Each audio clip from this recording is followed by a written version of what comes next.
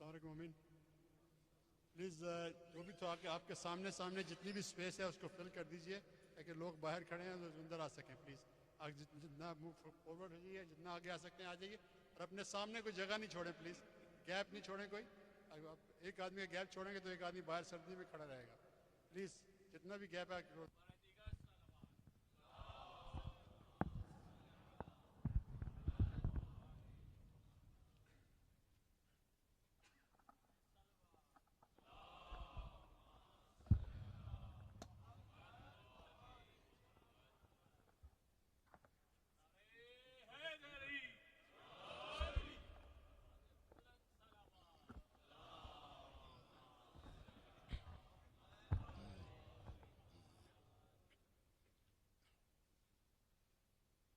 لا حول ولا قوة إلا بالله العلي العظيم. بسم الله الرحمن الرحيم.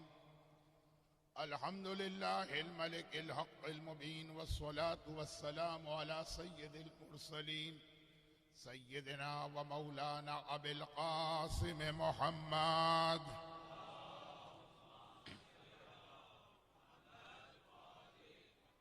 وآله الطيبين الطاهرين الذين أذهب الله عنهم الرجس وطهرهم تطهيرا.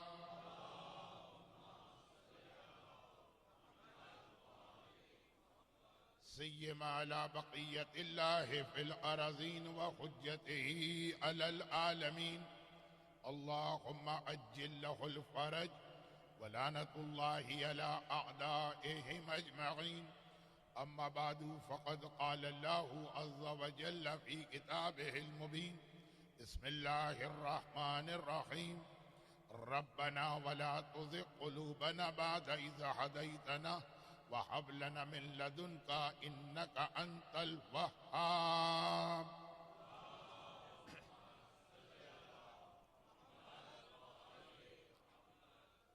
قرآن کریم کی اس آیت کی تلاوت 1438 ہجری کے ایام ازا کے اس پہلے اشرے میں اس سے پہلے بھی ہو چکی, لیکن چونکہ اس آیت کا جو پیغام تھا وہ واضح نہ کیا جا سکا, اور پھر بات ذرا سی دوسرے موضوعات کی جانب چلی گئی, اور یہ خیال کرتے ہوئے کہ عام مومنین کے اعتبار سے یہ آخری دو مجلسیں ہیں, ایک آج کی اور ایک کل کی. عاشور کے دن سوائے غم کے بیان کے اور کوئی بیان نہیں. 11-12 محرم کے حوالے سے ابھی احسان بٹ صاحب نے آپ کے سامنے اچھا جو کہا وہ صحیح کہا, لیکن میرا جملہ یہ نہیں تھا کہ مجلس نہ کرے. ایک مومن بھی ہوگا تو مجلس تو ہوگی. یہ مجلس اس لیے نہیں ہوتی ہے کہ مومنین بہت آ رہے ہیں تو اس لیے مجلس کرنا پڑ رہی ہے. میں نے کہا یہ نہیں تھا, شاید وہ سمجھے نہیں, یا یہ ذرا سا آج چونکہ تاخیر ہو چکی تھی تو جلدی میں وہ اپنی بات واضح نہ کر سکے. میں نے یہ عرض کیا تھا کہ ایام اعظم دنیا بھر میں چند امام بارگاہوں کو چھوڑ کر 10 دن کے حوالے سے مجلسیں ہوتی. عربی میں عشرہ کہتے ہی اسے. تو پہلی سے 10, 11 سے 20, 21 سے 30, 1 سے 10, 11 سے 20. اچھا وقت ویسے ہی کم. تو پہلے 10 دن کے بعد جہاں پر بھی مجھے دعوت ہوتی اور ہوتی ہے تو 11 سے 20 ہوتا ہے. وہ 2 مجلسیں مجھے وہاں پہ اس لیے کم کرنا پڑتی کہ آپ حضرات کی یہ خواہش ہے کہ جو پہلا عشرہ پڑھے وہ 12 محرم تک پڑھے. تو صرف اتنا میں نے کہا تھا کہ یہ 2 مجالس جو ہوتی ہیں اس میں مجھے دوسری جگہ وہاں کا سسٹم نہ بگڑے. اچھا بات اور بھی لمبی ہے لیکن اب چھوڑیے اس کو, بہت لمبی بات ہو جائے گی. میں اتنا احمق یا بے وقوف نہیں کہ یہ خیال کروں کہ اگر یہ 2-3 دن سے اتنا مجمع آ رہا تو یہ مجھے سننے آ رہا. قطعاً نہیں. یہ فاطمہ زہرا کو ان کے لال کا پرسہ دینے آ رہا ہے، اور چونکہ یہ راتیں وہ راتیں جہاں بنی ہاشم کے شہیدوں کا تذکرہ ہو رہا۔ ہاں، صحیح معنوں میں اگر کسی کو مجھے سننا ہے تو وہ یا 11 یا 12 کو آئے گا، تو یہ اس کثیر تعداد کا مجمع۔ اچھا، ایک جملے کی اور وضاحت کر دوں، گرچہ اتنا وقت نہیں، اور میں پچھلی 2 رات کی غلطی کی بنا پر ویسے ہی بہت شرمندہ ہوں۔ پرسوں رات آور اینڈ 35 منٹ، کل رات آور اینڈ 50 منٹ۔ ہمیں سمجھ میں نہیں آتا کہ آپ حضرات کون سی ٹریننگ لے کے آتے ہیں کہ اتنی دیر اس انداز سے صف پہ بیٹھے۔ یقیناً یہ شہزادی کی دعا ہے، ورنہ ممکن ہی نہیں۔ لیکن تھوڑا مجھے بھی خیال کرنا، چنانچہ یہ 2 راتیں تو اب ہو گئی، اب میں اسے واپس نہیں کر سکتا، لیکن اب جو باقی 2 راتیں ہیں اس میں انشاءاللہ جس مقصد کے لیے آپ آئے ہیں اسے ذہن میں رکھ کے میں بات کو وقت کے دائرے میں سمیٹ لوں گا۔ لیکن ایک مومن نے کہا کہ مولانا وہ جملہ، میں بھی کھڑا تھا اس دن PECHS سوسائٹی کراچی کے امام باڑے میں، انہوں نے یہ نہیں کہا تھا کہ 3rd گریڈ، انہوں نے کہا تھا آپ گریڈ F کے عالم کو بلایا ہے، A گریڈ کے عالم کو بلائیے تو پھر ڈونیشن میں مسئلہ نہیں ہوگا۔ میں نے کہا اچھا چلے، میں کریکشن کر دوں گا تاکہ جس مجمع کے سامنے وہ میں C گریڈ تھا وہاں پہ میں F پہنچ جاؤں، اور یہ کہ غلط فہمی نہ رہے۔ اب مسئلہ پچھلے چند دنوں کی گفتگو کے بعد جس منزل پہ پہنچا تھا وہ سورہ آل عمران کی آیت، اور جیسا کہ میں اکثر کہتا ہوں کہ قرآن کریم میں نماز کے حوالے سے نماز کی اہمیت 2 دن بیان کی جا رہی ہے، اور فی الحال میرے ذہن آج کی رات کے مصائب کے حوالے سے نماز کے بارے میں ایک اور واقعہ ہے جو بیان کرنے کا ارادہ ہے فی الحال۔ اب پتہ نہیں کہ میں کتنا ادھر ادھر ہٹوں اور آخر میں وقت نہ رہے تو نماز 2 دن 3 دن 4 دن سے بیان ہو رہا، مگر اسلام جتنا نماز کے پڑھنے کی تاکید کی ہے اتنا ہی نماز کے بچانے کی بھی تاکید کی ہے۔ محافظہ والذین هم فی صلواتہم یحافظون، یہ لوگ نمازیں پڑھتے بھی ہیں اور نمازیں بچاتے بھی ہیں، اس لیے کہ دنیا کی کوئی بھی قیمتی چیز خالی آپ کے پاس آ جانا کافی نہیں، اس کی حفاظت بھی لازم ہے، اور خاص طور پر اگر کوئی علن اعلان چیلنج کر کے گیا ہو کہ یہ چیز تو مجھے آپ سے چھیننا ہے، چوری کرنا ہے، لے جانا، تو ایمان سے زیادہ قیمتی اس کائنات کی کوئی شے نہیں۔ مومن کے حوالے سے دیکھیں، چاہے وہ زبانی بھی کہہ رہا ہو، لیکن مجھے یقین ہے کہ وہ زبانی نہیں کہہ رہا، دل کی گہرائی کہ بھائی ایمان کی خاطر تو مال قربان، عزت قربان، جان قربان، اولاد قربان۔ چاہے ہر مومن کے حوالے سے دیکھیں تب بھی وہ یہ بات کہتا ہے، اور چاہے پورے اسلامی معاشرے کے حوالے سے دیکھیں وہ ایمان کتنا قیمتی ہوگا جس کے لیے اکبر کو قربان کیا جائے، اصغر کو قربان کیا جائے، عباس کے بازو منقطع کیے جائیں، سکینہ کے رخسار پہ تماچے لگے، سجاد کی کمر پہ کوڑے پڑے، زینب کی چادر کھینچی۔ سب اس کے لیے تھا، اقتدار کے لیے نعوذ باللہ، کوئی خاندانی انتقام کے لیے نعوذ باللہ، مال و دولت کو جمع کرنے کے لیے نعوذ باللہ، یہ تھا اسی اسلام اور ایمان کو بچانے کے لیے۔ تو جس کے لیے چادر زینب کی قربانی دے دی وہ کتنی قیمتی شے، اور وہ شیطان پکار کے کہہ چکا لَأَغْوِيَنَّهُمْ أَجْمَعِينَ، ایک ایک کے ایمان کو چھینو۔ اسلام سوال یہ کرتا ہے کہ گاڑی کی حفاظت کا اتنا انتظام کرتی اور مکان کی حفاظت کے لیے پتہ نہیں کتنے الارم لگاتے، اور باقی قیمتی چیز کی حفاظت کے لیے بینکس میں لاکر لیتے، اور ہر چیز کے اعتبار سے اولاد کی حفاظت کی کتنی فکر ہوتی۔ ہو سکتا ہے کہ آپ کہیں کہ مولانا یہ باتیں کراچی میں کہیے، ٹورنٹو میں نہ کہیے، لیکن یہاں بھی میں نے دیکھا کہ اگر فرض کیجیے آج ہی ایک برادر محترم سے بات ہو رہی تھی، آج ہی ابھی 2 گھنٹے پہلے میں نے کہا کہ آپ نے اپنا مکان بدل لیا؟ کہا کہ آج جو مکان تھا وہ مین روڈ کے بہت قریب تھا، ٹریفک بہت پاس تھا، ہر وقت دل میں دھڑکا رہتا تھا کہ خدا نہ کرے ہمارے بچوں کو کوئی نقصان نہ پہنچ جائے۔ تو میں پیچھے کی گلیوں میں چلا گیا۔ یہ اولاد کی حفاظت کتنی فکر ہے آدمی ہونی چاہیے، جسے نہیں ہے وہ نہ مومن ہے نہ انسان۔ لیکن ان سب سے زیادہ قیمتی چیز ایمان۔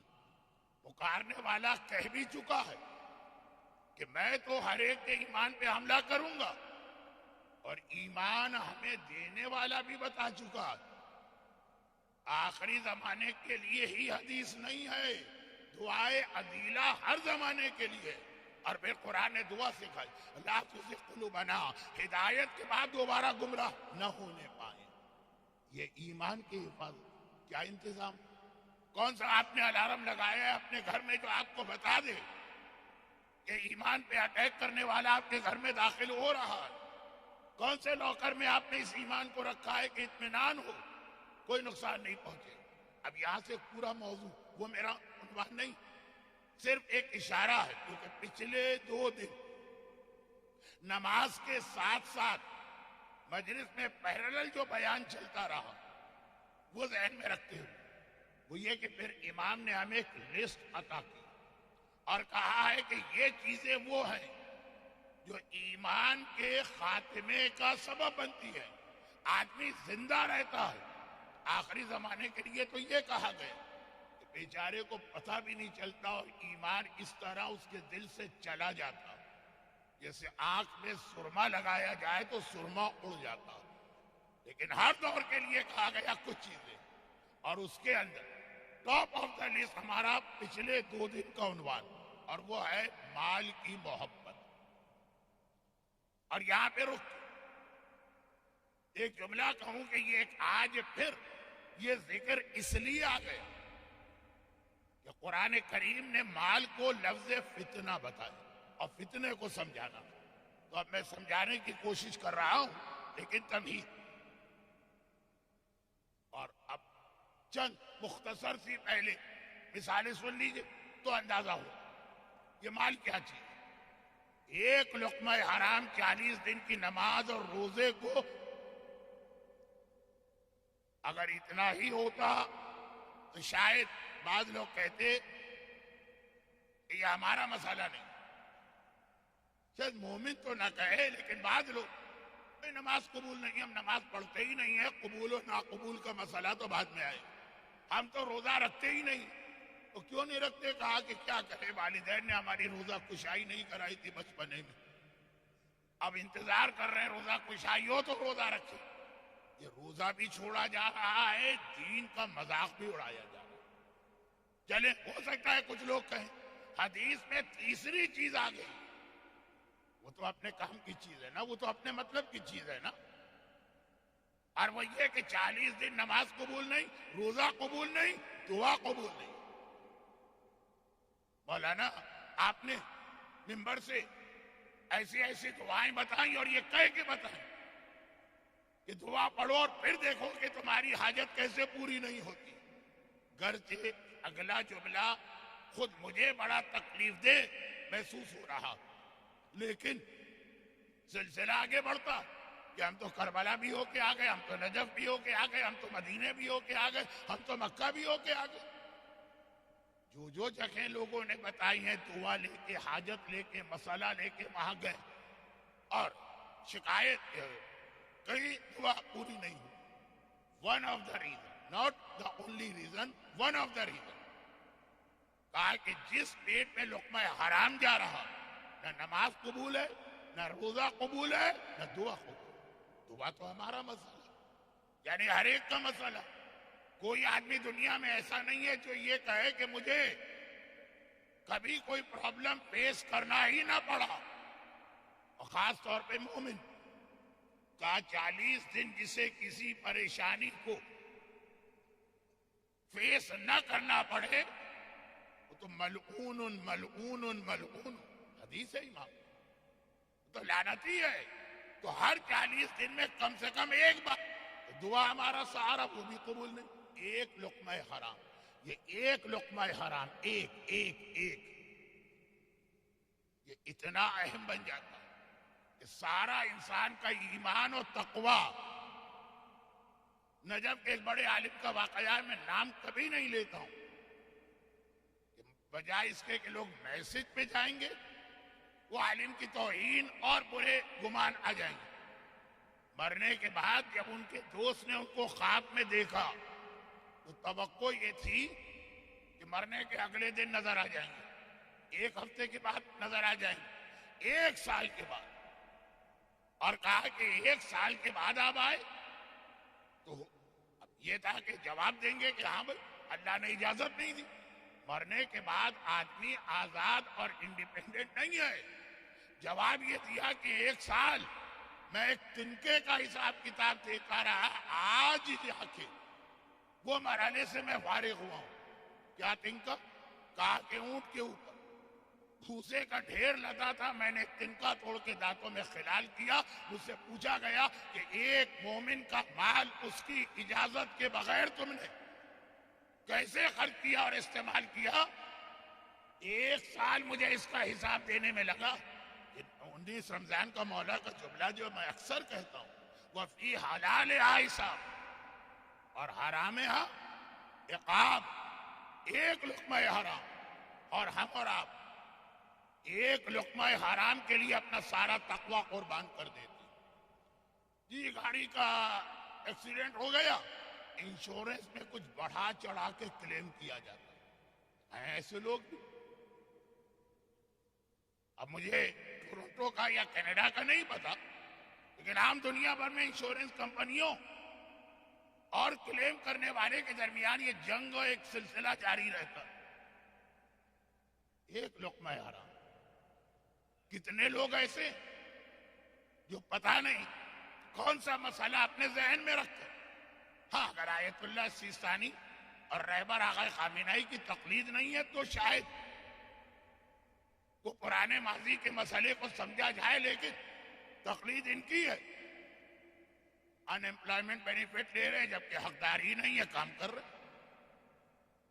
میڈیکل کے سسٹم میں کتنا ابیوز کیا جاتا ہے اس سسٹم کو، اور پھر ہمارے یہاں چلے تو ماشاءاللہ ایک لقمہ حرام. اچھا میں دو اس کی ایسی مثالیں دے دوں جو مومن اور دیندار گھرانوں میں بھی آپ کو مل جائیں گے، کیونکہ لا علمی. ابھی 2 راتیں پہلے کوئسچن آنسر کے سیشن بہت تفصیل کے ساتھ میں نے ایک مسئلہ بتایا تھا. اب اس تفصیل کا نہ یہ موقع ہے نہ یہ فورم ممبر مجلس کے وقت، اور وہ یہ ہے کہ خمس ریگولر دینے والے بھی بہت سے لوگوں کو نہیں معلوم کہ ان سرٹن کیسز 25% خمس دینا ہے، not 20%. اب جو تھوڑا بہت گلف میں رہ کر عربی سیکھ کے آئے، تھوڑی عربی، بہت سارے لوگ یہاں پہ انڈیا اور پاکستان سے براہ راست نہیں آئے، پہلے دبئی گئے یا قطر گئے یا کویت گئے اور پھر وہاں سے یہاں آئے، تو تھوڑی بہت عربی آ جاتی. مولانا یہ تو بات سے غلط ہو گئی. خمس کے معنی ہیں 20%، جو 25 ہو گیا وہ خمس ہی نہیں رہا. بعض اوقات الفاظ دھوکے میں ڈالتے. جب پہلی بار ایک ایسے مومن ملے جن کے پاس امریکہ کا گرین کارڈ تھا، بہت پہلے کی بات، چیز ہوتی تھی، ایک اٹریکشن ہوتا، بہت دل چاہ رہا تھا کہ امریکہ تو نہیں جا سکتے، کم از کم اس کے گرین کارڈ کی زیارت کرنی. انہوں نے زیارت کرائی اور میں اس کو ڈھونڈ رہا ہوں کہ گرین کہاں سے ہے. وہ گرین نہیں تھا. میں نے کہا کہلاتا ہے گرین کارڈ، یہ گرین کہاں سے ہے؟ کا نام اس کا ہی. اب وہ ہو سکتا ہے کبھی گرین. پہلے دنیا میں ڈمپ یا بے وقوف آدمی کی ایک پہچان تھی، اور وہ یہ کہ وہ 7-Eleven اسٹور پہ پہنچ کے یہ پوچھے گا اسٹور کتنے بجے کھلتا ہے، کتنے بجے بند ہوتا. ارے 7-Eleven کا مقصد ہی ہے کہ صبح 7 بجے کھلے گا، رات کے 11 بجے، لیکن اب 24 آورز کھلے رہتے. نام ابھی تک وہی ہے 7-Eleven. 7 سے 11 نام ہے اس کا، اور رات کے 2 بجے بھی کھلا ہوا. تو الفاظ تو ہمیشہ صحیح معنی نہیں دیتے. اب آپ کہیں گے مولانا نے ہم کو کہاں الجھا دیا.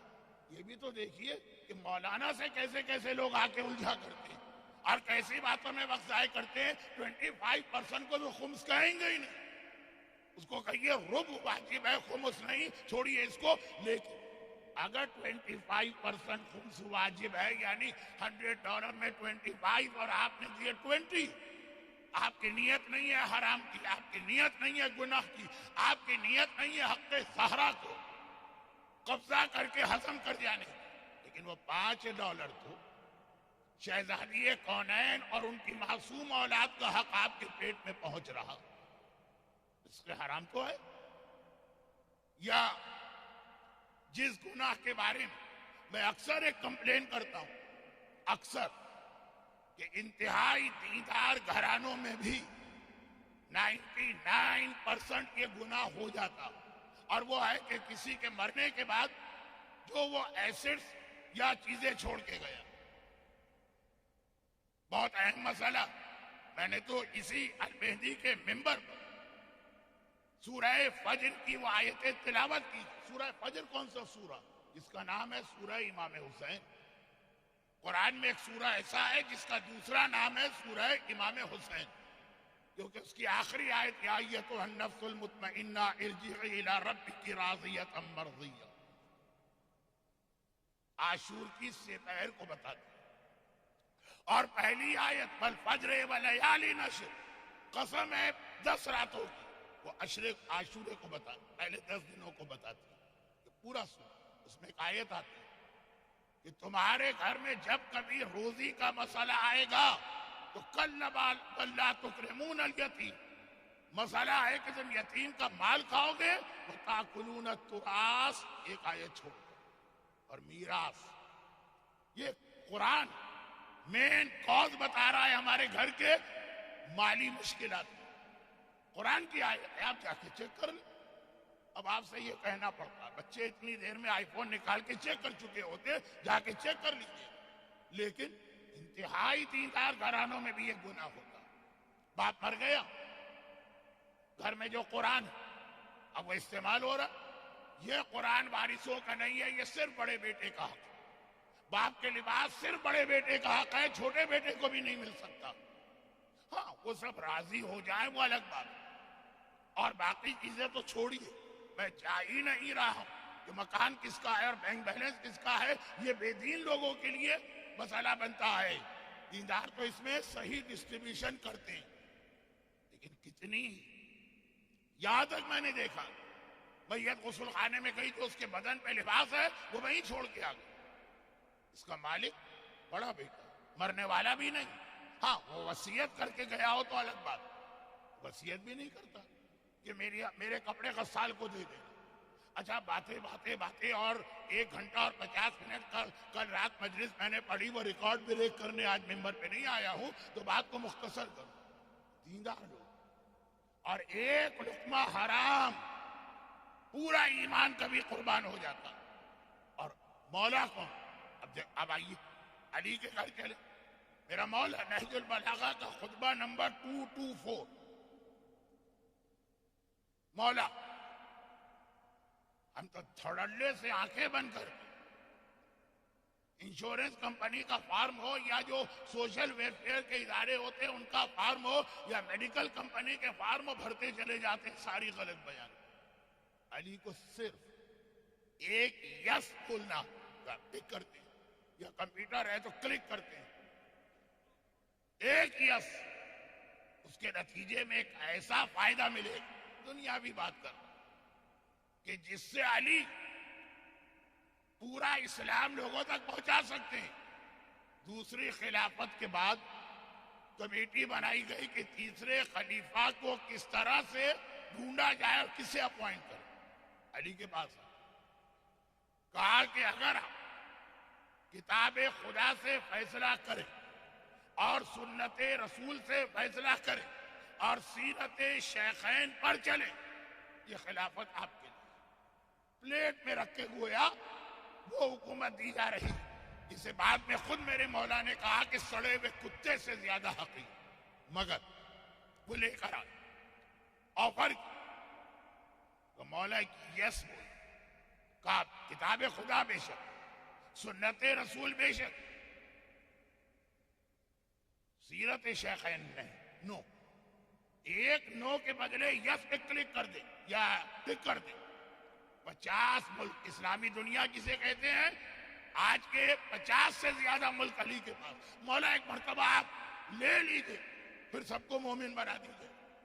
جب اقتدار آپ کے پاس آ گیا، حکومت آ گئی، کوئی آج کا جدید سسٹم تو ہے نہیں کہ اسمبلی یا پارلیمنٹ یا کانگریس یا میڈیا چیک کرتا رہتا۔ کوئی آپ کے بعد جس نے یہ آفر کو یس کر دیا، اس نے کہا ان تینوں باتوں کا کہا خیال رکھا۔ 12 سال کھینچ گئے پھر بھی۔ خیر، اس سے زیادہ میرا انداز نہیں ہوتا ہے۔ مولا کا جملہ، ایک جھوٹ علی کے یہاں اس کی بھی گنجائش نہیں ہے۔ 50 ملکوں کی حکومت جاتی ہے تو چلی، یہاں $50 چھوڑنے کو تیار نہیں، اگر ایک جھوٹ میں مل جاتے ہیں تو لے۔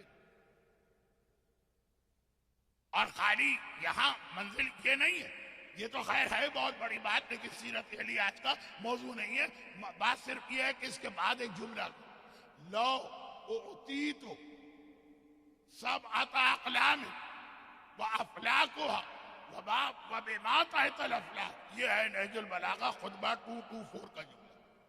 اگر تم لوگ 7 آسمان اور زمین مجھے دے دو اور صرف ایک ڈیمانڈ کرو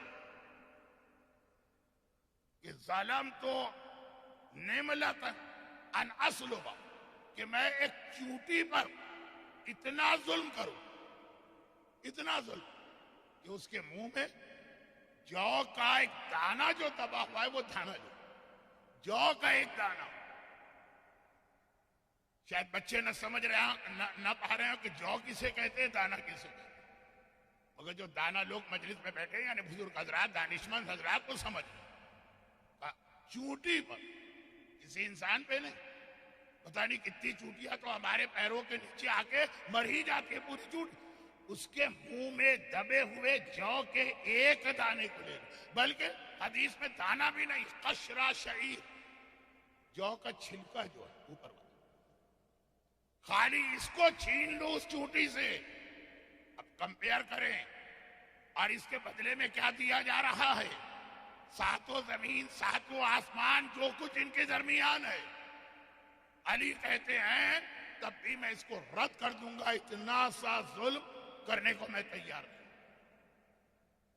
صاحب ایمان، کافر کا مال جائز، مومن کا مال جائز، خاندان والوں کا مال جائز، میراث میں زمین و آسمان کی گڑبڑ جائز۔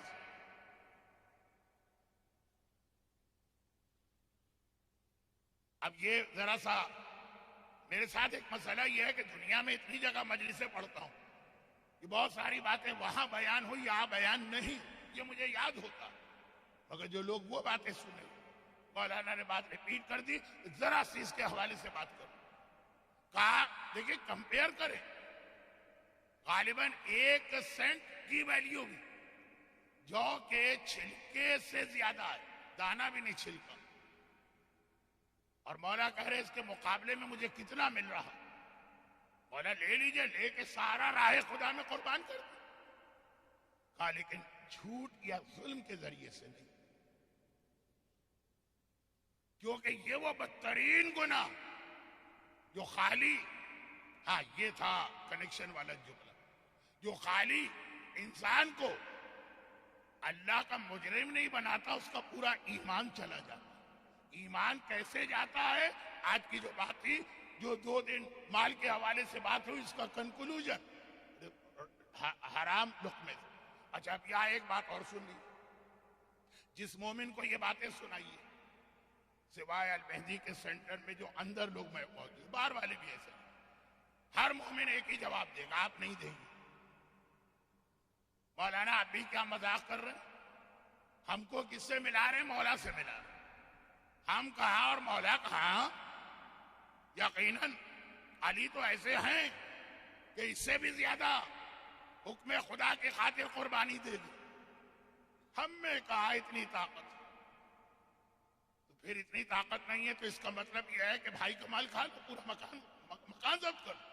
وہ چونٹی کے منہ کے جو کے ایک چھلکے کو نہ لے، اور اتنی سامنے دولت مل رہی اور ہم کہیں کہ جو کہ ہم تو علی جیسے نہیں۔ سوال یہ کہ کیوں نہیں؟ پہلا سوال تو یہ ہے کیوں نہیں؟ آپ کہیں گے مولانا ہم اور علی، حدیثیں،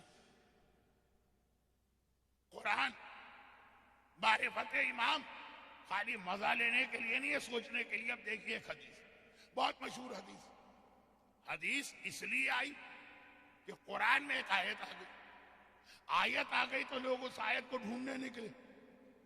وہ آیت کہیں مل کے نہ دے، وہ داڑھی والی آیت نہیں، قرآن میں آیت آ گئی، اب لوگ ڈھونڈنے نکلے۔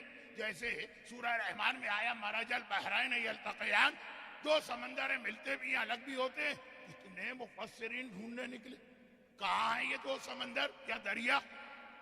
کوئی گنگا جمنا چلا گیا، کوئی میڈیٹرین سی میں چلا گیا، کوئی دجلہ اور فرات جہاں دوسرے سے ملتے ہیں وہاں چلا گیا۔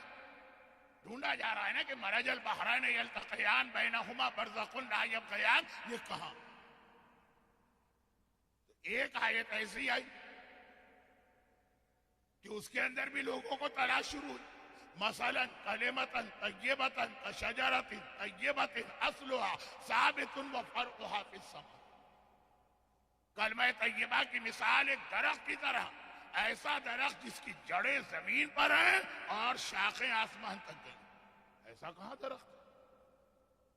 تاڑ کا درخت سنا ہے بہت لمبا ہوتا ہے، اور مجھے یہ بھی نہیں پتا کہ انگریزی میں اسے کہتے کیا، لیکن کیسا ہی لمبا درخت ہو، قرآن نے کہا کہ جڑیں زمین پر ہیں، اصلھا ثابت فرعھا فی السماء، آسمان۔ بہت جب میں چھوٹا تھا ایک زمانے میں چھوٹا تھا، تو جب میں بہت چھوٹا تھا، جیک اینڈ بین اسٹک نام کی کوئی کہانی پڑھتا تھا کہ اس کے گھر کے باہر وہ درخت جادو کے بیج کا تھا جو آسمان تک گیا تھا، اس پہ چڑھ کے وہ وہاں تک پہنچا۔ ڈھونڈنے سے تو نہیں مل رہا، کہانیوں میں مل گیا، فیری ٹیلز۔ قرآن فیری ٹیلز تو نہیں بتا رہا، کہاں ہے وہ یہ درخت؟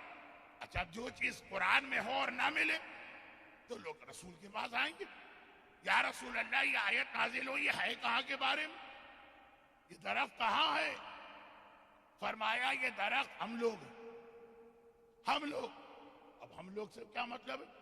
کہا یہ وہ درخت ہے جس کی جڑ میں ہوں، اس کا تنا یا ٹرنک علی ہے، اور اس کے پتے ہمارے شیعہ۔ یہ وہ درخت ہے، اور آپ دیکھ بھی لیجیے فتح مکہ ہو رہی، پیغمبر مشکنی کر رہے ہیں، خانہ کعبہ میں کھڑے ہیں، جو اوپر کے بت ہیں، علی کو کندھے پہ جب کھڑا کیا تو جملہ کہا، آئے علی اس وقت تمہارا ہاتھ کہاں تک گیا؟ کہا یا رسول اللہ عرش الہی پر ہے، جو چیز کہیے آسمان سے اٹھا کے آپ کی خدمت میں پیش کرو۔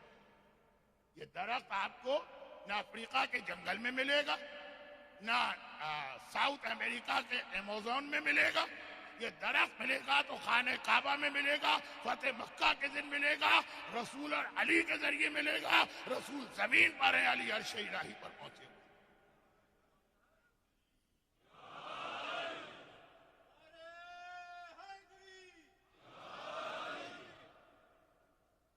لیکن اس میں اب دو اور پیغام ہیں، تو آیت کی تفسیر، دو پیغام اور ہیں، ایک تبرعی پیغام، ایک تولائی پیغام۔ تبرعی پیغام پہلے سن لیجیے، کیونکہ اسلام میں تبرع پہلے ہے اور تولا بعد میں۔ اعوذ باللہ من الشیطان الرجیم پہلے ہے، بسم اللہ الرحمن الرحیم بعد میں۔ خانہ خدا کی زیارت کے وقت، خانہ خدا کی زیارت کے وقت حبل بت، اسے پیروں سے کچلنا پہلے ہے، کعبے کی زیارت بعد میں۔ حج کے دوران شیطان کو کنکر مارنا پہلے ہے، پھر حج کا طواف اس کے بعد۔ اب یہ مثالیں تو میں اپنے مزاج والی جمع کر رہا ہوں، فقہی اور شرعی مسائل۔ تبرعی مثال کیا ہے؟ پیغمبر نے کہا میں जड़, अली तना, और हमारे शिया इसके पत्ते, पत्ता। अगर कभी ये डिमांड करे कि तने की जरूरत क्या है, मैं डायरेक्ट अपना लिंक जड़ से मिलाता हूं। टूट के गिर जाए, दरख्त की जड़ के करीब ही जाके पड़ा रहे, कोई फायदा अच्छा, मैं बॉटनी की क्लास तो ले नहीं रहा हूं। जो कुछ दरख्त को मिलता है, जड़ें जमीन से पानी लेती हैं, तने के जरिए से पत्तों तक पहुंचाती है। अब वो कहे कि मैं बराह रास्त क्यों ना चला जाऊं जड़ के पास? जरूरत क्या है मुझे बीच में एक वसीला रखने की? उसने छोड़ा, वसीले को छोड़ा, सीधा चला गया, जड़ के पास पड़ा रहा, कोई फायदा नहीं मिलेगा। सब्ज है, पानी न मिलने से वो सूखेगा, ड्राई लीव्स बनेंगे, और फिर जब ये जमा हो जाएंगे, देखने में सुना है कनाडा के अंदर ऑटम सबसे खूबसूरत होता है, फॉल, लेकिन एक वक्त आएगा सफाई करने वाला ये सारे टूटे हुए पत्तों को उठाएगा, जाके कहीं आग में जला देगा। इसने कहा कि मैं अली को छोड़ के सीधा रसूल के पास जा रहा हूं। पड़े रहो, अभी भी पड़े हुए हो, लेकिन एक वक्त आएगा कि जमा करके उठा के जहन्नम की आग में झोंक दिया जाएगा। अगर तुम्हें जड़ से फायदा लेना है तो तने के जरिए से जाओ, रिसालत से लेना है तो अली की विलायत के जरिए से।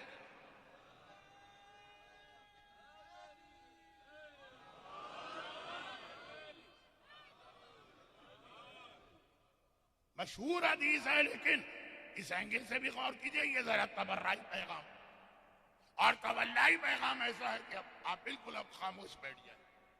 पैगंबर ने कहा, ये दरख्त, मैं इसकी जड़, अली इसका तना, हमारे शिया इसके पत्ते। पत्ते की एक खुसूसियत कि पत्ते से पता मिलता। आम के दरख्त का पत्ता अलग हो और पीपल के दरख्त का पत्ता अलग हो और नीम के दरख्त का पत्ता अलग हो। जैसा दरख्त है पत्ता बता देगा कि ये किस दरख्त का पत्ता है। आपने दरख्त नहीं देखा, आपके सामने कहीं पे उसकी पत्ती या लीव्स आई, उसको देखकर आप बता देंगे अच्छा ये तो आम के दरख्त का पत्ता लग रहा है, ये तो पान का पत्ता लग रहा है, ये तो फुला फल का, ये तो नीम का। ये पत्ते की खुसूसियत है। शिया उस दरख्त का पत्ता है जो रिसालत और इमामत से मिलके बना है। ये दुनिया में कहीं भी तुम्हें मिले, पाकिस्तान में हो, हिंदुस्तान में हो, टोरंटो में हो, इसे देखते ही दुनिया कह उठेगी कि ये पत्ता तो किसी मासूम दरख्त का पत्ता लग रहा है। अगर वो मासूम है और इस हदीस के एतबार से शिया उस दरख्त के पत्ते हैं, पत्ते की खासियत बहुत बच्चा भी जानता है। मैं तो बिला वजह इतना जोर दे रहा हूं अपने सीने पर। क्या हम ऐसे पत्ते हैं? आम में पीपल का पत्ता तो नहीं लगा, पीपल में नीम का पत्ता तो नहीं लगा। हमारा अंदाज ऐसा हो, हमारा तरीका ऐसा हो, हमारा किरदार ऐसा हो कि दुनिया में देख के कह उठे कि हाँ ये लगते हैं अली के शिया, ये लगते हैं मासूम दरख्त से ताल्लुक रखने वाले। दुनिया भर के गुनाहों से भरा हुआ पत्ता और कहे कि मैं मासूम दरख्त से टूट के गिरा हूं, ये दावा बिल्कुल झूठा हो। तो ये देखिए हदीस बहुत आम से सादा से सिंपल अल्फाज, कितने गहरे गहरे पैगाम इसके अंदर। ऐसा बन के तुम्हें दिखाना तो मुझे बात ये मिसाल क्यों आई? मौलाना आप भी कमाल करते हैं। कहा अली, कहा हमको मिला देते हैं कि जी चूंटी के मुंह में दबा हुआ जौ का छिलका भी अली न छीने, और आप हमसे कह रहे हैं कि भाई का हक, पार्टनर का हक, मोमिन का हक जाय न करो। अरे वो कहा और हम कहा? उस दरख्त के पत्ते हैं कि नहीं? अली से ताल्लुक है कि नहीं? रिसालत और इमामत वाले दरख्त असलुहा साबितुन व फरउहा फिस समा, उससे अगर आपका ताल्लुक है तो आपको ऐसा बनना पड़ेगा। ये कह के काम नहीं चलेगा। मौलाना आप भी मजाक करते, शहजादी का पर्दा बताते हमारी औरतों, ये बेचारियां कहा फातिमा जैसा हिजाब कर सकती है, تو پھر دعوی شیعہ چھوڑ دے، یعنی یہ دعویٰ چھوڑ دے کہ ہم اس درخت کے پتے محبت کرتے ہیں اس درخت سے لیکن تعلق کوئی نہیں ہے. تو یہ لفظ پتا اتنا بڑا، اس کے اندر پیغام پورا تک. ایک چیز اور یہاں پہ رک کے ایک بات اور کہہ دیں، اور وہ یہ کہ علی کون، علی کون ہے، ہو از علی. اب یہ قرآن کی اتنی آیتیں، امام کی اتنی حدیثیں، اچھا اب ان سب کو اگر جمع کیا جائے تو میرے ایک اساتذہ میں سے ایک مرحوم استاد خطیب آل محمد مولانا اظہر حسن زید یہ ساری حدیثوں کو جمع کر کے اپنے الفاظ میں بہت ہی سمپل مثال کے ذریعے سمجھا رہے ہیں. اب علی کا شیعہ کیسا، نہج البلاغہ کے خطبے بھی اور ایسے زبردست خطبے کہ حمام تو پورا خطبہ بھی نہ سن سکے، چیخ مار کے گرے، بے ہوش ہوئے اور اسی میں مر گئے. اور اتنی سادہ سی بات بھی رسول نے بتائی، پتا. ایک بچہ، ایک جاہل، ایک بدو عرب بھی پہچان لے کہ کیا پیغام دیا جا رہا. تو ہر انسان کے آئی کیو کے اعتبار سے یا اس کی عقل کے معیار کے اعتبار سے بات کہی گئی. دقیق حدیثیں بھی ہیں، سادہ حدیثیں بھی ہیں. تو علی کون ہے؟ ایک سادہ سی مثال جو ساری حدیثوں کی روشنی. میں اکثر کبھی خود بھی معرفت اہل بیت کے مزے میں آتا ہوں تو ایسی مثالیں دے دیتا ہوں. کئی بار آپ نے سنا ہو. آج موضوع کے اعتبار سے بھئی ہم کہاں، علی کہاں؟ علی ہیں کون؟ فرماتے ہیں مولانا کعبے میں علی کی ولادت، اور علی کی ولادت کے بعد جب بنت اسد علی کو لے کے 3 دن کے بعد نکلی تو وہیں سے آئی باہر، یہاں سے گئی تھی. اب شاعر حضرات کو پتا ہے کبھی کبھار قافیہ تنگ ہو جاتا ہے. اب یہ میں نے شاعر کا لفظ اس لیے کہا کہ اس کے بغیر میں کہتا قافیہ تنگ ہو گیا تو یہ اردو کا کوئی اور محاورہ بن جائے. شاعری میں قافیہ تنگ ہو جاتا ہے تو کچھ الفاظ بدلنا پڑتے ہیں جسے کہتے ہیں ضرورت شعر. بہت مشہور ہے قصیدہ ایک بار ایک بار ایک بار. کعبے کا ذکر ہے، کعبے کی دیوار شق ہوئی صرف ایک بار جبکہ 2 بار ہوئی. فاطمہ بنت اسد کے کعبے میں جاتے وقت بھی اور جب جس مقصد کے لیے گئی تھی اس کے بعد باہر نکلتے وقت بھی.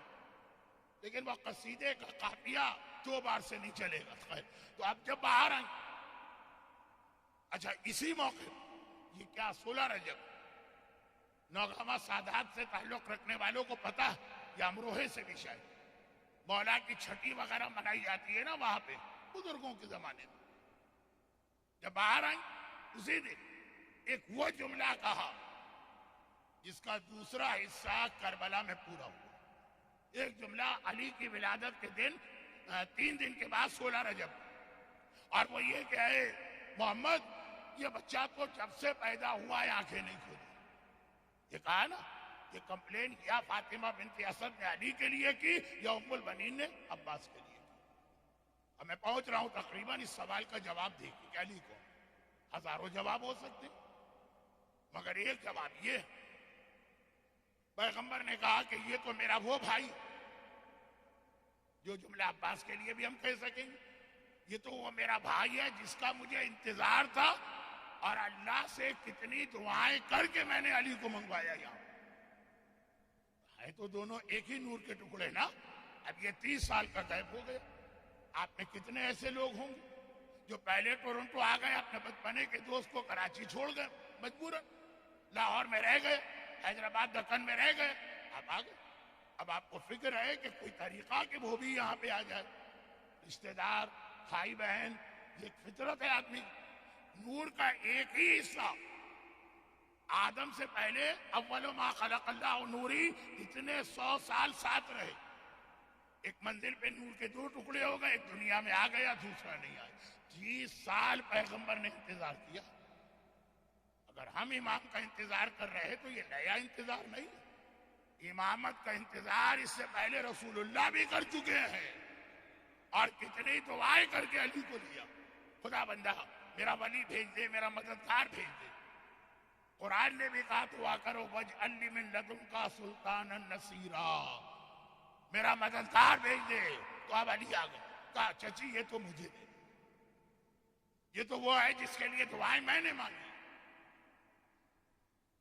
چنانچہ فاطمہ بنت اسد جن کے یہاں 3 بیٹے پہلے سے، طالب ہیں، عقیل ہیں، جعفر طیار، کہا لے جاؤ، لے کے اپنے گھر آئے. اب یہاں پہ مرحوم مولانا ایک جملہ اکثر کہا کرتے ہیں کہ بھئی کچھ چیزیں ہیومن نیچر میں ہوتی یا کم از کم پہلے ہوتی تھی. جب بھی نیا بچہ دنیا میں آتا ہے، نئے سے مطلب نیو بورن، تو خاندان والے، دوست، جاننے والے سب جمع ہوا کرتے تھے. اب آج کل کا تو سارا سیٹ اپ ہی بگڑ گیا، لیکن جتنا بڈھا میں ہوں اتنا ہی بڈھا میرا مجمع بھی ہے. تو اس لیے یہ بات ان کی سمجھ میں آ جائے. آتے ہیں بھائی بہت بہت بہت مبارک ہو. والدین سے کہیں گے کہ آپ کو اولاد مبارک ہو، بھائیوں سے کہیں گے تمہیں چھوٹا بھائی مبارک ہو، چچا سے کہیں گے بھتیجا مبارک ہو. یہی ایک طریقہ. اور اس کے بعد ایک سوال کرتے ہیں، کیا کہتے ہیں انگریزی میں کیوروسٹی، ایک تجسس جو ہوتا ہے کہ بھئی یہ بچہ پیدا ہوا ہے، اس کی شکل و صورت کیسی. یہ سوال بہت کیا جاتا ہے ایک دلہن کے آتے وقت، اور پھر جب دلہن کے آنے کے بعد بچہ پیدا ہوا شکل کیسی. اب آج کل دلہن تو پہلے پوری دنیا دیکھ چکی ہے، اس کے بعد اس کی شادی ہوتی ہے. تو یہ تو فی الحال ابھی چھوڑ دیجئے، ٹائم نہیں. تو اب یہی وہاں بھی ہوا ہوگا. بھئی ابھی پیغمبر نے کوہ ابو قبیس پہ کھڑے ہو کے اعلان رسالت نہیں کیا، دشمنیاں ابھی ڈیولپ نہیں ہوئی. آئے سب لوگ اور ایک ہی سوال، بچے کی شکل کیسی. پیغمبر جیسا وہ استاد کل کہ اگر علی باب مدینۃ العلم ہے تو مدینۃ العلم تو رسول کی ذات، وہ چپ خاموش. اب یہ اللہ کا حبیب ہے نا، پیغمبر کہیں پہ پیچھے رہ جائے تو یہ توہین اللہ کی ہوئی. پوچھا اے میرے حبیب، اس انداز کی روایت نہیں ملے گی، یہ روایتوں کو جمع کر کے بچوں کو سمجھانے کی. اے میرے حبیب اتنے پریشان کیوں؟ کہا کہ لوگ ایک سوال کر رہے ہیں کہ بچہ کیسا ہے، شکل و صورت کیسی. اس کا جواب میرے پاس نہیں. خدا نے کہا کیوں نہیں ہے بھائی؟ کہا اس لیے نہیں ہے کہ بچہ جس گھر میں پیدا ہوتا ہے گھر والوں کی شکل لیتا. کبھی کہا جاتا ہے کہ جی اس کا چہرہ بالکل باپ جیسا، کوئی کہتا ہے کہ جی آنکھیں ماں جیسی، کوئی کہتا ہے کہ اس کا دہانہ ماموں جیسا. اور جس گھر میں یہ پیدا ہوا ہے اس گھر والے کی تو کوئی شکل و صورت ہی نہیں. تو اب میں کیا جواب دوں؟ خدا نے کہا ہوگا کہ حبیب تم نے اپنے سوال کا جواب اپنے سوال میں ہی رکھ دیا کہ کیا جواب دوں. کیونکہ طریقہ یہ ہے کہ جس گھر میں پیدا ہو بچہ ویسا ہوتا، تو یہی جواب یہاں بھی دے دو اور کہہ دو کہ یہ بچہ ہے. پوچھتے ہو کیسا؟ چہرہ اس کا وجہ اللہ ہے، آنکھیں اس کی عین اللہ ہے، کان اس کے اذن اللہ ہے، زبان اس کی لسان اللہ ہے، ہاتھ اس کے ید اللہ.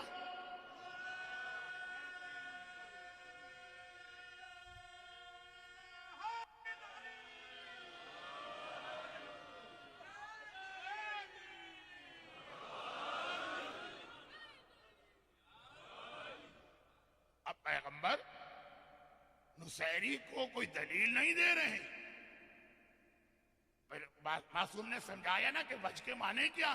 تو وجہ اللہ کا مطلب یہ نہیں کہ علی خدا، لیکن چونکہ آج وقت بہت گزر گیا، پیغمبر کچھ پریشر ہے نا، ہر آدمی پوچھ رہا ہے بچہ کیسا، جس گھر میں پیدا ہوا وہی جواب دے دو. چہرہ وجہ اللہ اور آنکھیں عین اللہ. پیغمبر نے جواب دے دیا. اب جواب دے دیا تو پھر ایک خیال دل میں آئے کہ یہ علی تو وہ ہے جسے میں نے 30 سال دعائیں کر کر کے اللہ سے مانگا میں نے نا، اپنے لیے مانگا نا. یہاں تو اللہ نے پہلے دیا، پھر آہستہ آہستہ کر کے واپس لینا شروع کر دیا. چہرہ بھی گیا، آنکھ بھی گئی، زبان بھی گئی، کان بھی گئے، ہاتھ بھی گیا. پہلے دیا، دینے کے بعد ایک ایک کر کے واپس لے لیا. تو طریقہ کیا ہوتا؟ آدمی چیز بچانے کے لیے سوچتا ہے جتنا بچ گیا ہے یہ تو اپنے قبضے میں لے لو. کہا یہ تو اللہ لے گیا جو بچ گیا. ایک مرتبہ کہا یا علی لحموں کا لحمی دموں کا دمی، تیرا خون میرا خون ہے، تیرا گوشت میرا گوشت. اب اگر کوئی علی کو دیکھے اسی دن 3 دن کے بعد جب کعبے سے نکل کے رسول کے گھر میں آئے تو گہوارے میں لیٹے اور بڑے مزے سے مسکرا رہے. بعض بچوں کے آپ نے مسکراہٹ دیکھے نا, بھولے بھالے معصوم, لیکن ذرا سی شرارت ٹپک رہی ہوتی ہے مسکراہٹ میں. دیکھا علی مسکرا رہے لیکن بڑے عجیب انداز سے. ہم آگے بڑھے, یا امیر المومنین آج تو لگ رہا ہے کہ آپ بہت مزہ لے رہے. یہ عجیب سی مسکراہٹ ہے جیسے کسی چیز کا مزہ آ رہا. علی کہیں گے کہ ہاں واقعاً آج بہت مزہ آ رہا, آج میں دنیا میں آیا اور آج ہی میں ختم ہو گیا. علی ختم, اب علی نہیں رہا, اب علی کا خاتمہ ہو گیا. ہو از علی, کہا کہ اب علی کچھ نہیں رہا. ابھی دیکھا نا تم نے کہ ابھی میں تقسیم ہو گیا. میں دنیا میں آیا تھا, آدھا اللہ نے لے لیا, آدھا رسول اللہ نے لے لیا, علی تو بچے ہی نہیں. یعنی مطلب یہ ہے کہ آج کے بعد جو علی سے محبت کرے گا آدھی محبت اللہ سے کرے گا, آدھی محبت رسول اللہ سے کرے گا. جو علی سے دشمنی اور بغض رکھے گا آدھا بغض وہ اللہ سے کر رہا ہے, آدھا بغض رسول اللہ سے کر رہا ہے.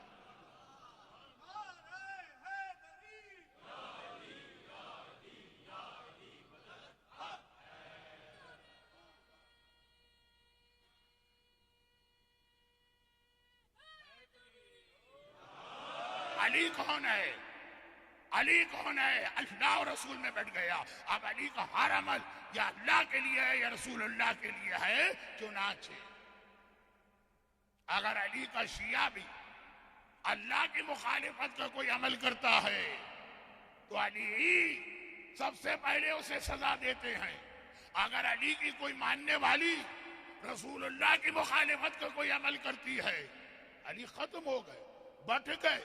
علی کی ساری زندگی یا اللہ ہے یا رسول اللہ. اللہ تو ہمیں کوئی سزا بھی نہیں دے گا گناہوں. اے علی یہ تیرے جانے والے, ان کا کہنا ہے کہ یہ علی جانے والے, تو جان اور یہ جان.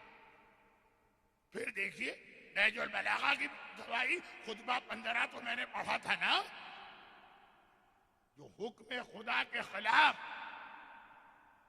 دولت تقسیم کی گئی میرے مولا نے, اس طرح سے زبردستی اسے چھینا ان لوگوں سے. بنو امیہ کے مورخین نے ایک جملہ لکھا کہ علی نے یتیموں پہ بڑا ظلم کیا.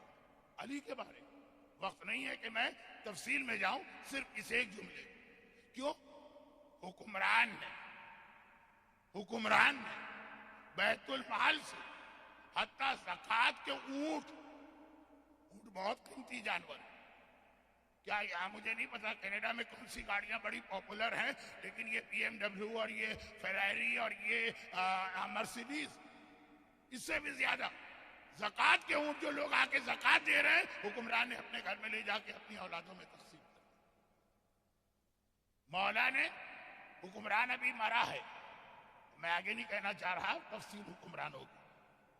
کہا بھیجا سپاہیوں کو کہ اس کے گھر سے یہ ساری چیزیں اٹھا کے لاؤ, صدقے کے اونٹ بھی منگو. بنو امیہ کے مورخ نے لکھا کتنا یتیموں پہ ظلم ہو رہا. بیچارے اونٹ پر بیٹھ آنے جانے کے عادی تھے, علی نے اونٹ چھین. ان سے اونٹ چھینے تو ہمیں بھی مزہ آئے, جب ہم سے چھینیں گے گاڑیاں ہماری, جب ہم سے چھینیں گے ہمارے بڑے بڑے مکان, چاہے ایجیکس میں ہو, چاہے مارکم میں ہو, چاہے رچمنڈ ہل میں ہو, تو کیا پھر بھی وہی ہماری حالت ہوگی؟ اتنا ہی خوش ہو رہے ہوں گے.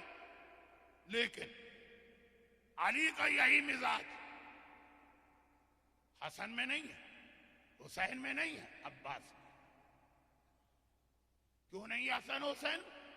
ہمیشہ علی نے کہا نہ حسن میرا بیٹا ہے نہ حسین میرا بیٹا, وہ تو رسول اللہ کے بیٹے, میرا بیٹا ہے تو عباس.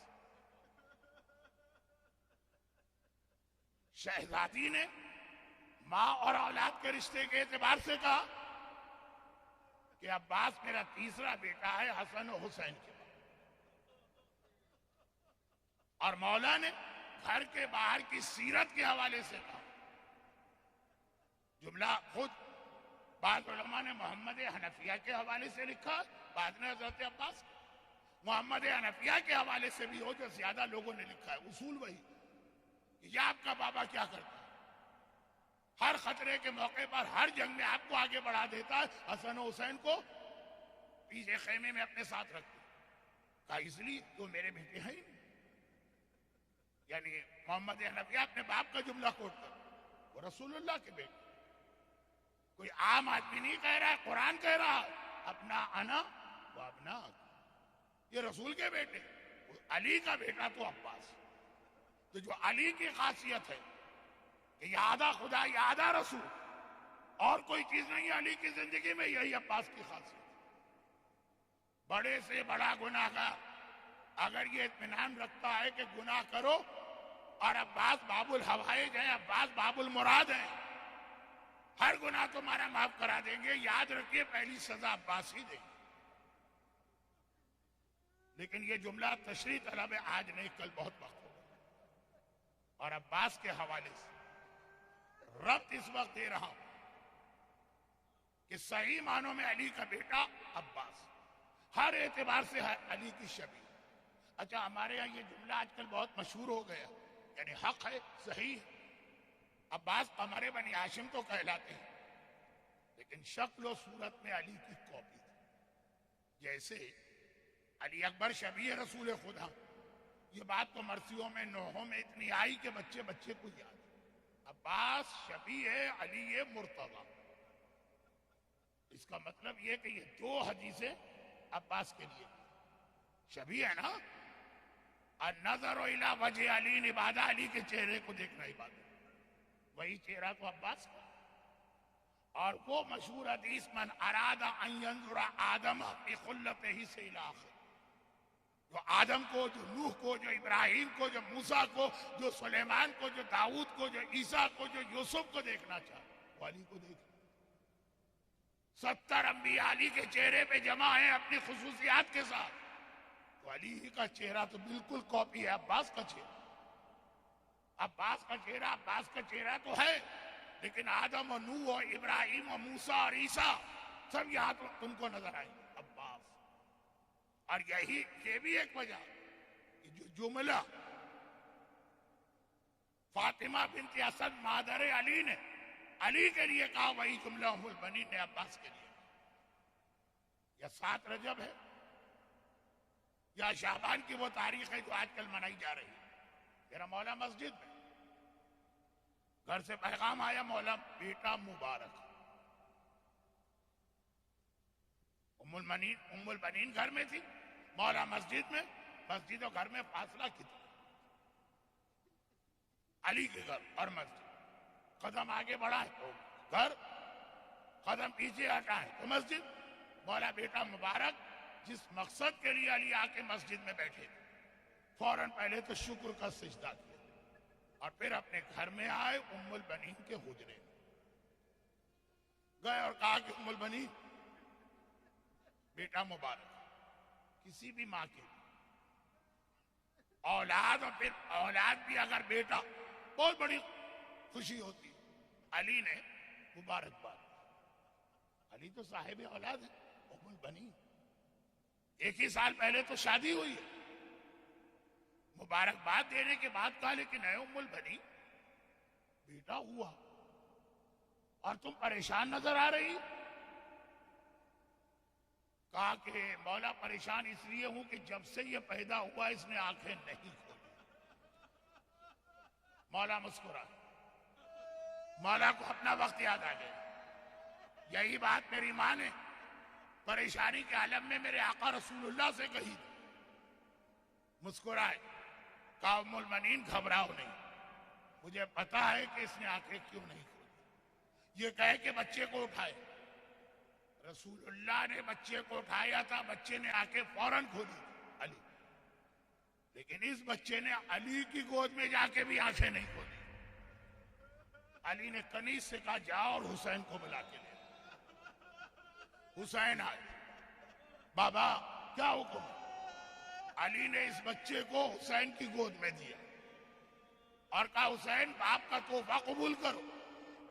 جیسے ہی حسین کی گود میں بچہ گیا، آنکھیں کھول کے پہلی زیارت حسین کی تبھی تو آخر مصائب میں وہاں پہنچوں کہ آخری زیارت کے لیے عباس نے کیا درخواست کی تھی، پہلی زیارت۔ البتہ ارباب مقاتل لکھتے ہیں کہ بچہ حسین کی گود میں گیا، کیونکہ 3-4 دن سے شبیہ نکل رہی، تو دعا کا موقع نہیں بنتا۔ خدا بندہ باب الحوائج عباس سے علمدار کا واسطہ، عباس کے مصائب پر آنسو بہانے والوں کو ان مصائب کے علاوہ دنیا آخرت کی ہر پریشانی سے محفوظ فرما، اور باب الحوائج کا واسطہ عباس کے لیے ماتم کرنے کی خاطر جو آج صف اعضاء پہ آئے ان کی ساری حاجتیں پوری فرما۔ عباس، ارباب مقاتل نے لکھا، حسین کی گود میں گئے، آنکھیں تو کھولی لیکن آنکھیں بعد میں کھولی، پہلے ننھے ننھے ہاتھ آگے پھیلا دیے۔ پیغام دے رہے ہوں گے کہ آقا ہاتھوں کا نذرانہ تو ابھی سے لے لو۔ حسین نے کہا، علی نے کہا، حسین بیٹا اب ذرا اسے میرے کان میں دو، کچھ مستحبات باقی۔ ایک کان میں اذان دی، ایک کان میں اقامت کہی، چہرہ دیکھتے جاتے ہیں اور کہتے جاتے ہیں کہ بالکل ویسا ہی ہے جیسا میں نے اللہ سے چاہا، اور پھر 3 بار یہ جملہ دہرانے کے بعد میرے مولا نے کہا، اور رسول اللہ مجھے خبر دے گئے تھے کہ جب یہ پیدا ہو تو میں اس کا نام عباس رکھوں۔ جیسے یہ جملہ سنا، ماں کی خدمت کے لیے کمرے میں کون ہو؟ دیکھیں یہ وضع حمل یا ڈیلیوری کا مرحلہ تھا، مردوں میں کوئی نہیں تھا۔ زینب کبریٰ ماں کی خدمت کے لیے بیٹھی تھی۔ جیسے ہی زینب نے سنا بابا نے اس بچے کا نام عباس رکھا ہے، زینب آگے آ گئی۔ اس وقت زینب کی عمر کیا ہوگی؟ تقریباً 20 سال۔ 20 سال کا عمر کا فرق ہے عباس و زینب میں۔ زینب آگے ہے، پہلے تو بابا سے ری کنفرم کرایا، بابا میرے اسی بھائی کا نام عباس ہے نا؟ پیغمبر نے کہا زینب بیٹی، مولا نے کہا ہاں زینب بیٹی تیرا یہی بھائی عباس۔ بابا اگر اس کا نام عباس ہے تو ایک لمحے کے لیے میری گود میں بھی دے دیجیے۔ علی تو سب جانتے ہیں نا، مسکرا کے حسین کی گود میں دے چکے ہیں، اب زینب کی گود میں دی۔ زینب نے بچے کو گود میں لیا۔ عموماً یہ ہوتا ہے کہ چومنے لگتی ہیں بڑی بہنیں، نہیں، عباس کے کان پہ منہ رکھ کے بہت ہی آہستہ سے کچھ کہہ دیا۔ علی مسکرائے، زینب بیٹی اتنی جلدی کیا ہے بھائی سے باتیں کرنے کی؟ عباس کو تو ہی پالے گی، عباس تیری گود میں پلے گا، یہ باتیں کرنے کی اتنی جلدی کیا ہے؟ ایسے موقع پہ بچے سے بات نہیں کی جاتی ہے، اسے چوما جاتا ہے، کس کیا جاتا ہے۔ زینب نے کان پہ منہ رکھ کے کچھ کہا۔ زینب گھبرا گئی، کہا بابا ابھی بہن اور بھائی کی تو کوئی بات شروع نہیں ہوئی ہے، میں نے تو آج ایک امانت کو ادا کیا ہے، 15 سال پرانی امانت۔ جب اماں فاطمہ دنیا سے جا رہی تھی مجھے بلا کے کہا تھا زینب بیٹی تیرا ایک بھائی عباس پیدا ہو، جب عباس پیدا ہو تو اس سے کہنا عباس فاطمہ تمہیں سلام کہتی ہے۔ میں نے اماں کا سلام پہنچایا، یہ 15 سال سے امانت میرے پاس۔ عباس دیکھیے، زینب کبریٰ کا رتبہ بہت بلند، فاطمہ کے برابر تو نہیں ہے نا۔ زینب کا سلام حبیب نے سنا تو غش کھا کے گر پڑے۔ عباس تو وہ ہے جسے فاطمہ نے زینب کے ذریعے خاص سلام بھجوایا۔ عباس کتنے خوش قسمت ہو، فاطمہ کو تم پہ اتنا بھروسہ ہے۔ اور واقعاً عباس خاندان اہل بیت کی وہ شخصیت بنا۔ جب وقت، کل ورکنگ ڈے ہے، مجھے خیال ہے وقت بہت کم ہے، اس لیے ایک جملے میں عباس کی سیرت کو لپیٹتا ہوں، سمیٹتا ہوں۔ خاندان اہل بیت کون ہے؟ دنیا بھر کا مشکل کشا، کوئی پریشانی کسی کو ہو اہل بیت کو پکارے گا، لیکن خود اہل بیت اگر پریشانی میں مبتلا ہو، ان کا مشکل کشا کون ہے؟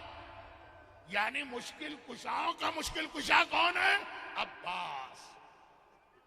کربلا میں کسی بیوی کو پریشانی ہو، زبان پہ نام آتا ہے عباس۔ کربلا میں کوئی بچہ گھبرایا ہوا نظر آ جائے، زبان پہ نام آتا ہے عباس۔ اور تو اور کربلا میں اگر میرا آقا مصائب میں گر جائے تو امام وقت حسین کہتے ہیں عباس، کوفے اور شام کے بازاروں میں سجاد کو کوئی بڑا امتحان دینا پڑے، زبان پہ ایک ہی لفظ آتا ہے چچا عباس۔ عباس مشکل کشاؤں کا مشکل کشا، حسین کا مشکل کشا، سجاد کا مشکل کشا ہے، زینب کا مشکل کشا۔ کربلا میں بچے 3 دن کے پیاسے پھر بھی آلاتش آلاتش آلاتش کہہ رہے۔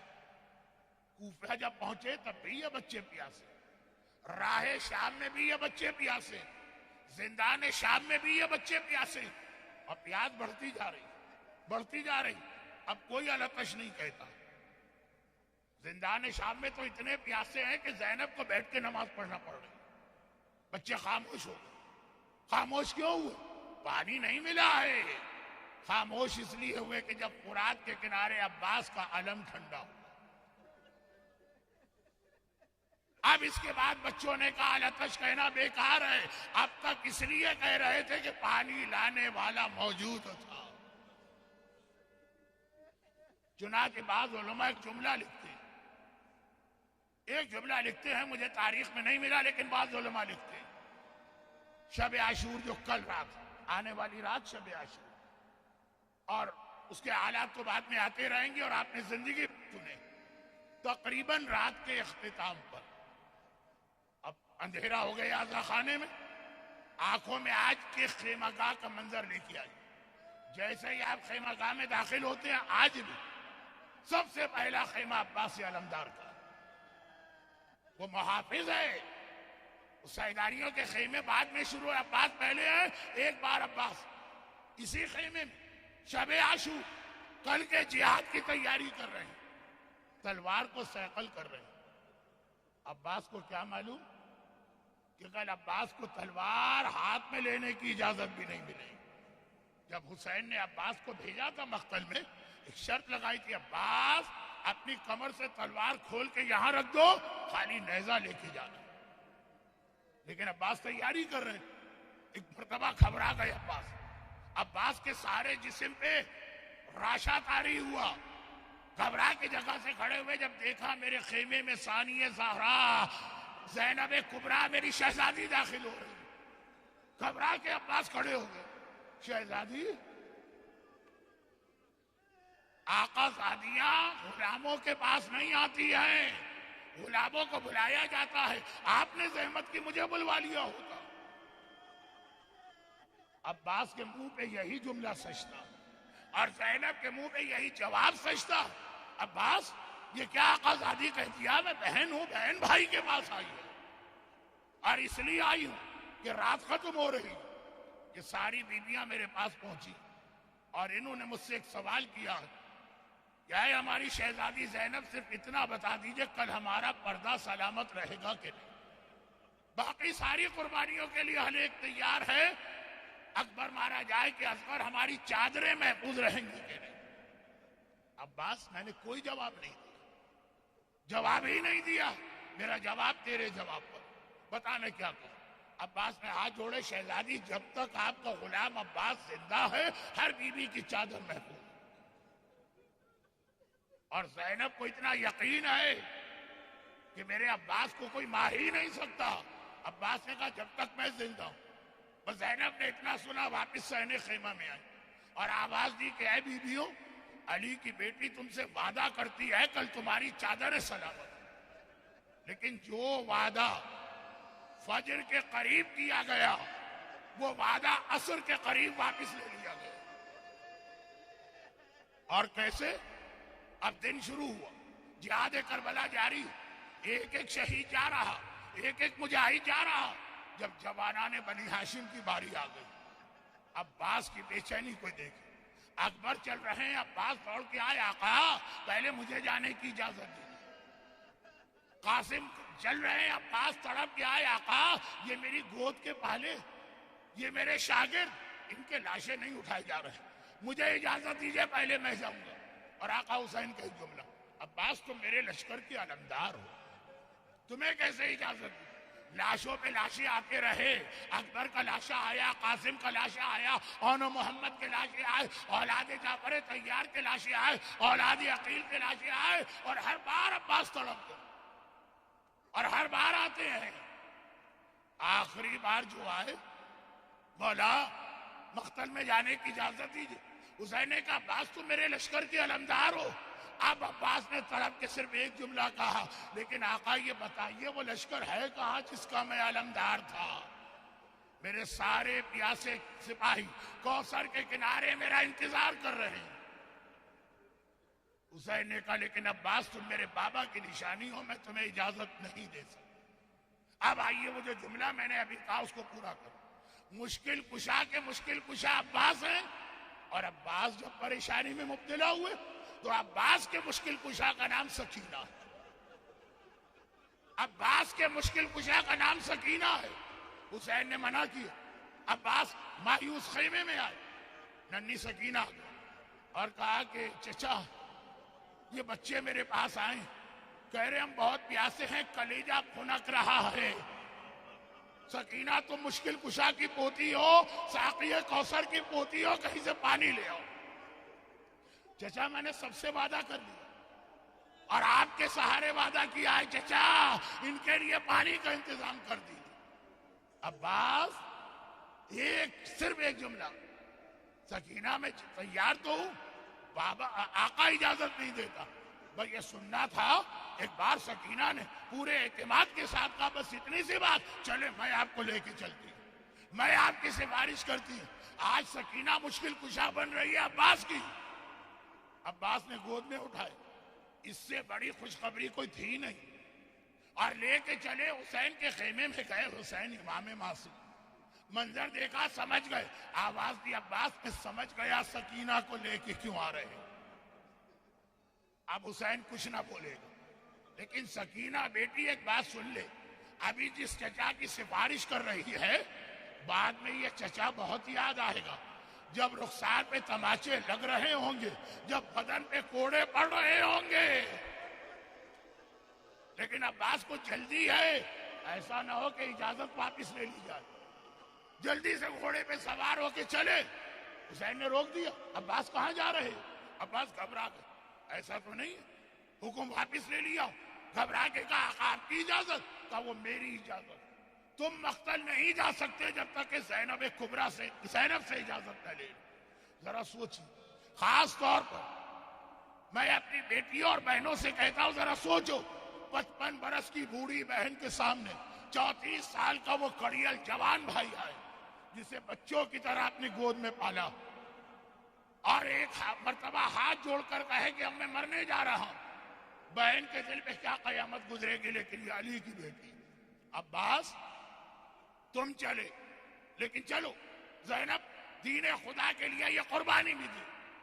بس یاد رکھتے جاؤ کہ بابا نے مجھے دیکھ کے کہا تھا زینب تیرے بازوؤں میں رسی بندھے, اور میں نے سوچا تھا جس کا ایک بھائی ہو کوئی بہن کو دیکھ نہیں سکتا. میرے تو 12 بھائی اور عباس جیسا, لیکن عباس اب تم نہیں جا رہے. زینب کو یقین دلا کے جا رہے کہ وقت آ گیا میرے بازوؤں میں رسی بندھے گی, لیکن جاؤ. اور عباس چلے, خیمہ گاہ سے نکلے, فرات کی جانب جا رہے ہیں. اللہ آپ کو کئی بار کربلا حال میں ہی لے گیا, جا رہے ہیں. عباس بڑھ رہے ہیں.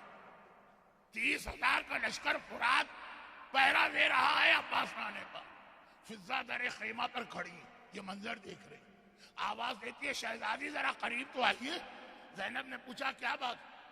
فضہ کہتی ہے شہزادی جب میں کبھی اپنے مولا کے خیبر کے حالات پڑھتی تھی تو آپ کہتی تھی کہ میں نے بابا کا خیبر کا جہاد نہیں دیکھا. ارے کسی طرح سے جہاد کوئی مجھے دکھا دے. آئیے آ کے عباس کا جہاد دیکھیں. یہ عباس فرات کی جانب نہیں جا رہے, یہ حیدر کرار خیبر کو فتح کرنے جا رہے ہیں. کس شان سے جہاد کیا.